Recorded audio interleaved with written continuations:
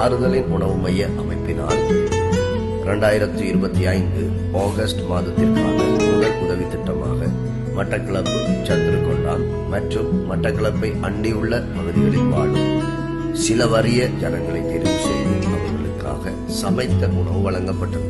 இதற்காக ஒத்தாசை புரிந்த எங்களுடைய அனைத்து ஆறுதலின் உணவு மைய அமைப்பின் சொந்தங்களுக்கும் மற்றும் ஸ்தாபகர் அவர்களுக்கும் எமது மனமார்ந்த நன்றிகளையும் பாராட்டுகளையும் தெரிவித்துக் கொள்வோம்.